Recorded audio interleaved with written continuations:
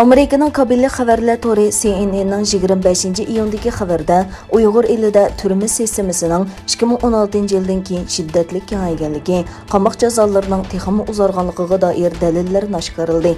Egilinishcha 25 million nüfusluq bu rayonda 2016 yildan 2018 yilgacha bo'lgan oraliqda 250 mingdan ortiq odam qamoqqa hukm qilingan. Xabarda 2014 yili rayonda 21 ming odamning qamoqqa hukm qilinganligi, biroq bu son 2018 yilning o'zida 133 200 ga yetib, necha qatlanib ketganligini bildirgan. Xabarda qayd qilinishicha, bu mezgil ichida qamoqqa hukm qilinganlarning soni shiddatli ko'payib qolmay, balki yana qamoq jazolarining muddati ortgan. Mazkur torning Şinjan Statik yilnomasidan naql keltirishicha, 2017 yili qamoqqa hukm qilinganlarning 87% 5 yillikdan yuqori kesilgan bo'lib, bu 2016 yildagidan 27% ortgan.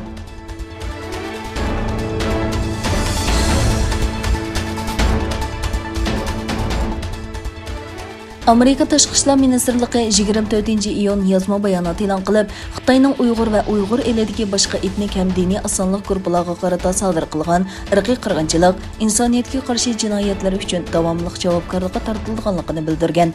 Mazkur bayonot 24-iyun kuni Amerika ana vatan xavfsizligi ministiрлىقى, savdo ministiрлىقى va emgak ministiрлىقىنىڭ birlashib, Xitoyning Uyg'ur elidagi kishilik huquq dafsandichiligi hamda Uyg'urlarni majburiy emgakka silishiga qarata cazalaş tədbirlərini ilişi münasibəti bilan e'lon qilingan.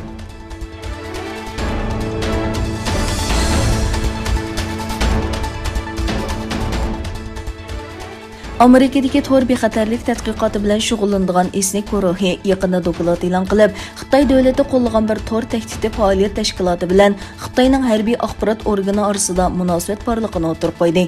Do'klatda ko'rsatilishicha, 2014 yildan boshlab O'rta Osiyo davlatlariga qaratilgan bir qator tor tahdidi Xitoy Xalq ozodlik armiyasining Urumchida turishliq 69010 qismi bilan munosabatlik bo'lishi mumkin. Mutaxassislarning qarashicha, Xitoy tor hujumi Xalq ozodlik armiyasi bilan davlat bexatarlik ministrligining birlashishi bo'lib, 10 yildan ko'proq vaqtdan buyon Xitoyni 2-darajalik tor davlatidan dunyodagi eng chong tor tahdidiga aylantirgan. Xitoyning tor josusligini Amerika bilan raqobatlashishdagi asosli qurollarining biri sifatida ishiltishi an'anaviy jo'grafiyalik siyosatni qaytadan shakllantirishi mumkin.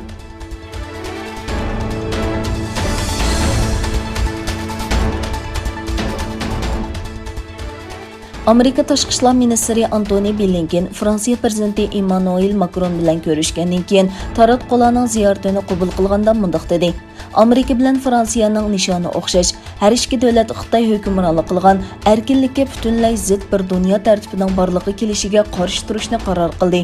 Bu Blinkenning tunji qatim tashqi ishlar ministri salohiyati bilan Fransiyani ziyorat qilishi. Blinken, bizning maqsadimiz Xitoyga yoki Xitoyning taraqqiyotiga to'sqinlik qilish emas, ammo erkinlik va ochiq xalqaro tartibni qo'llashga kelganda biz o'rnimizdan turamiz dedi.